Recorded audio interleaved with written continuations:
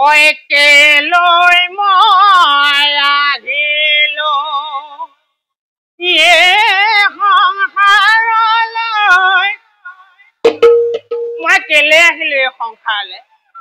ভাবিছিলো আহিছো অকলে যামে গৈ অকলে মাজৰ সময়খিনিও শান্তি অকলশৰে কটাম জীৱন পিছে প্ৰভু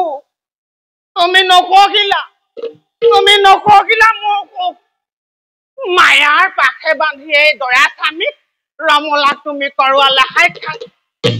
আৰু ময়ো জধা মূৰ্খৰ ৰমলাৰ ৰূপতে মোহিত হৈ তাইৰ লগতে পাতি পেলালো সংসাৰ দেহি হয় মোৰ ৰমলাজনী কি যে কাম বনে দহি তাই মোক চাৰিটাকৈ সন্তানৰ কৰালে বাপে এতিয়া তাৰ ফল ভৱিষ্যতয়া যিকেইটাহে সন্তান জন্ম দিলো নহয় দিনৰ দিনটো ভিক্ষা মাগি যি মুঠি পাও হয়া সিহঁতকে নাথে আমাৰ কথা বাৰু বা কত ৰাতি যে মোৰ ৰমলাজনী অনাহাৰে আছে ভাবিলে বুকুখন মোৰ শোকত নাই সংসাৰ পাতিছো যেতিয়া ইয়াৰ দায়িত্বও ময়ে পালন কৰিব লাগিব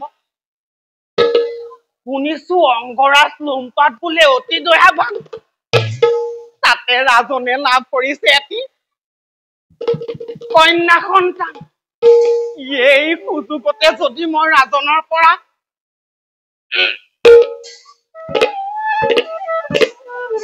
দুভাৰমান স্বৰ্ণ মুদ্ৰা ভিক্ষাৰূপে পাওঁ দূৰ হব মোৰ দৰিদ্ৰতা চিৰ জীৱনলৈ